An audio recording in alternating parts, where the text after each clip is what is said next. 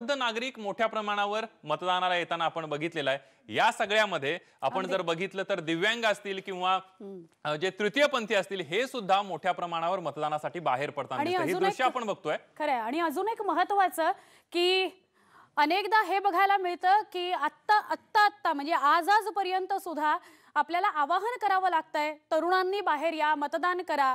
पण वृद्ध मात्र स्वतः हिरिरीने मतदान करताना बघायला मिळतायत। दिव्यांग बाहेर पडतायत, आपला मतदानाचा हक्क बजावतायत। आता एक तरुण आपल्याला दृश्यांमध्ये बघायला मिळतोय, परभणीतला हा तरुण आहे।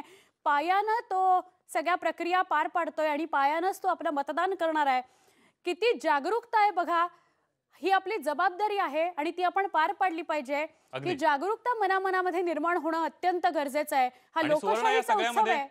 आपण बघितलं तर तरुणांपुढे एक आदर्श म्हणावा लागेल किंवा प्रेरणा घ्यावी लागेल। या सगळ्यामध्ये बरेच तरुण जे आहेत किंवा एक शहरी भागामध्ये आपण बघितलं तर कुठेतरी सुट्टी साधून मोठ्या प्रमाणावर फिरायला जाण्याची सुद्धा प्रथा काही वेळेला होते। यावेळेला सगळ्यांनी मतदान करावं अशी अपेक्षा आहे। तर ही दृश्य आपण बघतोय, तृतीयपंथी सुद्धा काही मागे नाही आहेत। त्या तृतीयपंथी सुद्धा मोठ्या प्रमाणावर मतदानाचा हक्क बजावताना दिसतायत। एक जागरूकता जी आहे ती सगळ्यांमध्ये येताना दिसते आणि त्याचेच परिणिती जी आहे ती आपल्याला पाहायला मिळते। तृतीयपंथीयांची नोंदणी केलेली जी मतदार यादी आहे ती साधारणपणे 50,000हून अधिक आहे आणि हे सगळे आपला मतदानाचा हक्क बजावणार आहेत। ही कौतुकाची बाब आहे। आणि असेच काही पिंपरीतले तृतीयपंथी आपण बघतोय जे आपला मतदानाचा हक्क बजावण्यासाठी मतदान केंद्रावर पोहोचलेले आहेत। अगदी। आणि सुवर्ण आपण बघतोय, आपण चर्चा करतोय, मान्यवर आता आपल्या सोबत जोडले गेलेले आहेत। विद्याधर अनासकर बँकिंग तज्ञ आपल्या सोबत आहेत, त्यांच्याशी सुद्धा या सगळ्या 2019च्या विधानसभा निवडणुकीसोबत बद्दल बोलणार आहोत। प्राध्यापक डॉक्टर मिलिंद आव्हाड आहेत, ते राजकीय विश्लेषक आहेत आणि सामाजिक कार्यामध्ये सुद्धा त्यांचा भाग असतो मोठ्या प्रमाणावर। तर उपाध्यक्ष चिंतन ग्रुपचे चिंतन थोरात सुद्धा आपल्या सोबत आहेत। तुम्हा तिघांचंही मान्यवरांचं स्वागत आहे। उन्मेष जोशी जे संस्थापक आहेत आहान फाउंडेशनचे, ते सुद्धा थोड्या वेळामध्ये आपल्या सोबत जोडले गेलेले आहेत। पहिल्यांदा आपण बँकिंग क्षेत्रामध्ये आपण चर्चा करूया, कारण या 5 वर्षांमध्ये आपण बघितलं तर मोठ्या प्रमाणात नोटाबंदी झाली, त्यानंतर आता काही बँका दिवाळखोरीत निघाल्या, अनेक जे मोठे मोठे उद्योगपती आहेत ते पैसे बुडवून गेले। या सगळ्यामध्ये बँकिंग तज्ञ म्हणून तुम्ही कसं बघता या निवडणुकीकडे?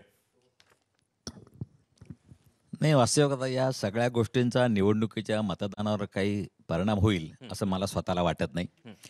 कारण का मनुष्याच्या लाईफमध्ये ह्या ज्या काही गोष्टी घडत असतात त्याच्याबद्दल त्यांनी बऱ्याच वेळेला एक प्रकार प्रतिक्रिया व्यक्त होत असते, परंतु त्याच्यावर मतदानावर त्याचा परिणाम होणार नाही। काही प्रत्येकाची मतं ठरलेली असतात, फिक्स असतात। काही 10-15% लोक काठावर असतात त्याच्या। आता काल एक तुम्ही बघायला विनय हार्डीकरांनी अत्यंत उद्विग्नतेने एक मत व्यक्त केलं। ते असं एक मत व्यक्त केलं की सत्तेसाठी ह्याचा किळसवाण्याची हाव आहे।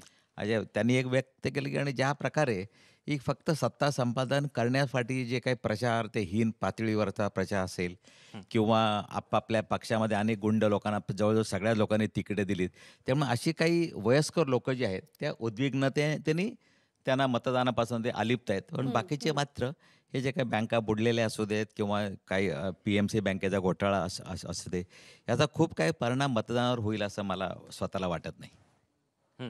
अगदी। कारण यामध्ये बऱ्याच वेळा लोक म्हणतात की मतदानावर बहिष्कार टाकू, पण प्रत्यक्ष मात्र तसं काय घडत नाही। प्रत्येकजण आपापले मतदानाला येतात, त्यामुळे थोडंसं मतदानामध्ये 1-2% फरक पडू शकतो। पण या सगळ्या घटनांचा, बँकिंग क्षेत्रातल्या घटनांचा मतदानावर काही परिणाम होईल असं मला स्वतःला काही वाटत। अगदी। म्हणजे मतदान आलं की एक पॉलिटिकल अजेंडा तयार असतो, राजकारण फिरत राहतं। मग कारण का वैचारिकदृष्ट्या संपूर्ण गोष्टींचा विचार करून आपल्या मनातली जी खतखत आहे ते मतदानावर दाखवण्या इतपत प्रगल्भता या मतदारांमध्ये आहे का नाही याबद्दल थोडं साशंकता आहे।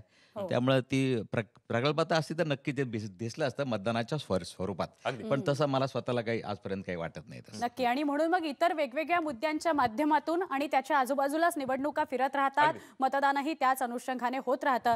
मिलिंद सर, आपल्याशी आणि चिंतनजी आपल्याशीही बोलायचं आहे। मात्र काही मान्यवर आहेत किंवा पक्षाचे कार्यकर्ते, पक्षाचे नेते, स्वतः उमेदवार किंवा खासदार यांनी मतदानाचा आपला हक्क बजावलाय, त्याची काही दृश्य आपण बघूया। प्रसाद लाड यांनी आपला मतदानाचा हक्क बजावलेला आहे. मुख्यमंत्र्यांचे निकटवर्तीय मानले जातात. भाजपची खूप मोठी भिस्त यांच्यावर आहे असं म्हटलं जातं. त्यांनी आपला मतदानाचा हक्क बजावलेला आहे. कुटुंबियांसोबत ते मतदान केंद्रावर पोहोचले अगदी मुंबईत आणि त्यांनी आपला मतदानाचा हक्क बजावला. 2014ला प्रसाद लाड हे राष्ट्रवादी काँग्रेसचे उमेदवार होते, याचा सुद्धा आपल्याला उल्लेख करावा लागेल. त्यानंतर ते भाजपमध्ये गेले आणि विधान परिषदेवर ते